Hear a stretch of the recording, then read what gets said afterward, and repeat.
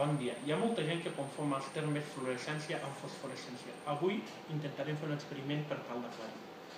Per tant, necessitem uns vials amb una substància fluorescent, una làmpara ultravioleta i un Eppendorf amb una substància fosforescent. Tanquem els llums, obrim la làmpara ultravioleta, en el qual es pot observar com tant els vials que són fluorescents com l'Eppendorf, que és fosforescent, emeten llum. Però, si tanquem la làmpara ultravioleta, només s'observa que l'Eppendorf, que conté la substància fosforescent, és l'única que emet llum. Vinga, a continuació donarem una explicació científica per al fenomen observat. Primer de tot, les molècules absorbeixen llum per tal d'obtenir un estat de major energia.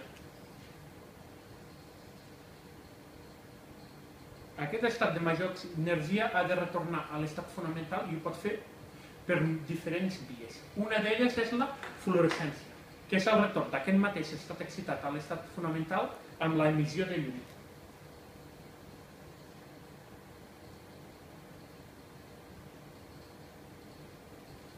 La fluorescència és extraordinàriament ràpida en l'escala dels nanosegons, per tant el nostre ull humà no és capaç d'observar-la.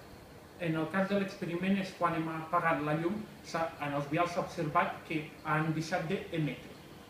Llavors, també hi ha una segona forma de decaïment, que s'anomena fosforescència, que és l'evolució d'aquest estat excitat a un altre estat excitat de menor energia i des d'aquest estat excitat de menor energia retorna a l'estat fonamental.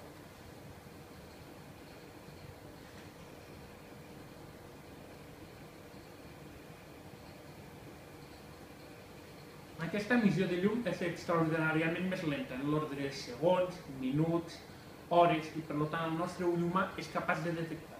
Això ho hem observat quan hem apagat la llum en l'Eppendorf encara continuava la seva emissió.